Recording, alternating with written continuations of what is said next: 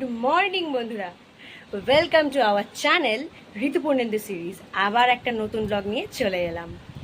তারপর গরম কেমন কাটছে? আশা করি সবাই গরমে একদম নাজেহাল অবস্থা, যেমন আমার। দেখতেই পাচ্ছ, সেকেন্ডে সেকেন্ডে শুধু ঘেমে যাচ্ছি। ফ্যান চলুক আর নাই বা চলুক, একই ব্যাপার। এখন আর ফ্যানের হাওয়া গায়ে লাগছে না। যাই হোক, এখন বাজে সকাল 9টা। ঘুম থেকে উঠে পড়েছি, তোমাদের দাদাও কাজে বেরিয়ে গেছে। এখন ঘর ঝাড় মোছ বাসি কাজ সারবো।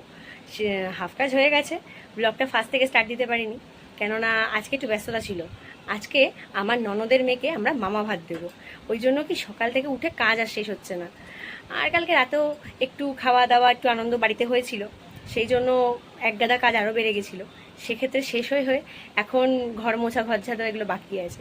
ভাবলাম ব্লগটা স্টার্ট দিয়ে দিই, তোমরাও সাথে থাকো আমার সাথে, দেখতে থাকো সারাদিন আমি কি করছি না করছি। চলো এখন আমি কাজগুলো করতে থাকি।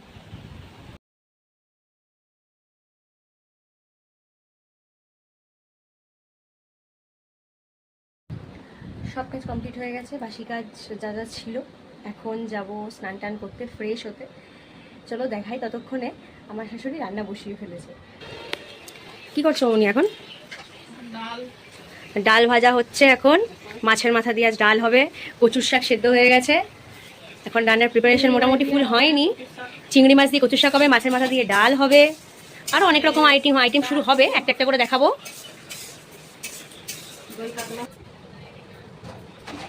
স্নান করে চলে এলাম, স্নানটা কমপ্লিট হয়ে গেল।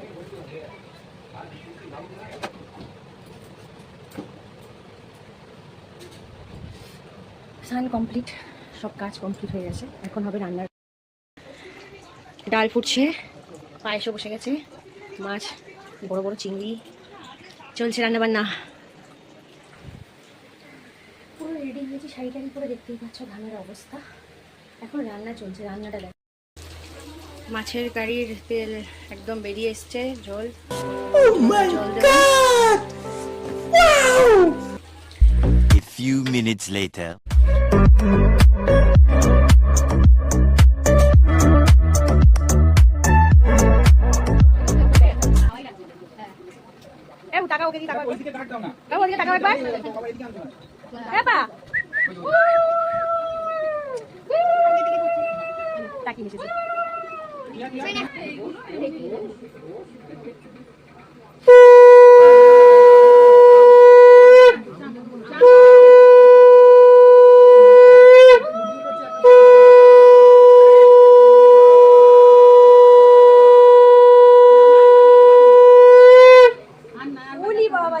মামাকে দিয়ে ছেলে বাবালি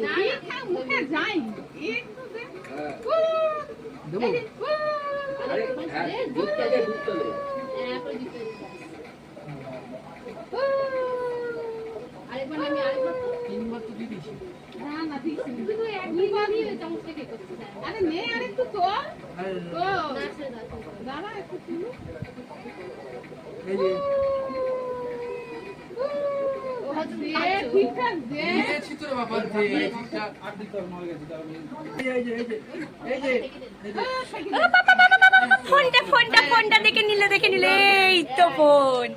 ই পাপা সবাই দেখে নেবে মামা কাঁদছে, মামা কাঁদছে কি, মামা কাঁদছে, ও মামা কাঁদছে।